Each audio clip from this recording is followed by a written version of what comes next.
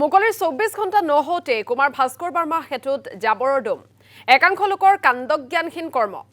লোহিত নাথ নামৰ এজন লোকৰ কেমেৰাত বন্দী হৈছে সমগ্ৰ দৃশ্য প্লাষ্টিকৰ টুকুৰা জাবৰৰ দমেৰে ভৰি পৰিছে নতুন উৰণ সেতুখন লোহিত নাথ নামৰ লোকজনে নিজে সাফা কৰিছে জাবৰ আমি কিছু দৃশ্যাংশ আপোনালোকক দেখুৱাইছো মাত্ৰ কেইটামান ঘণ্টাৰ পূৰ্বে দেশৰ প্ৰধানমন্ত্ৰী নৰেন্দ্ৰ মোদীয়ে মুকলি কৰি থৈ গৈছে এখন উৰণ সেতু আৰু মুকলি কৰি থৈ যোৱাৰ 12 ঘণ্টাও পাৰ হোৱা নাই কিন্তু তাৰ পূৰ্বে একাংশ কাণ্ডজ্ঞানহীন লোকৰ এয়া কৰ্মকাণ্ড লোহিত নাথ নামৰ এজন লোকৰ কেমেৰাত বন্দী হৈছে সমুদ্ৰ দৃশ্য নতুনকৈ মুকলি কৰা এখন উৰণ সেতুত জাবৰৰ দম আৰু লোহিত নাথ নামৰ এই লোকজনে নিজে সাফা কৰিছে জাবৰৰ দম গোটেই বিশ্বত একেখন অসমতে একাংশ মানুহৰ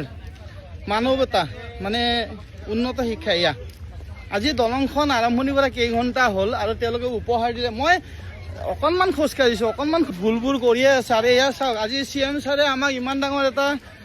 এখন দলঙৰ উপহাৰ দিলে আৰু আমাৰ সাধাৰণ ৰাইজে এয়া উপহাৰ দিছে গতিকে বেয়া লাগিলে সেইকাৰণে ভিডিঅ'টো বনাই দিছোঁ মই ভিডিঅ'টো শ্বেয়াৰ কৰি দিব আৰু এইবিলাক কৰিবলৈ নকৰিব এনেকুৱা কামবোৰ নকৰিব দলংখন চাব আহক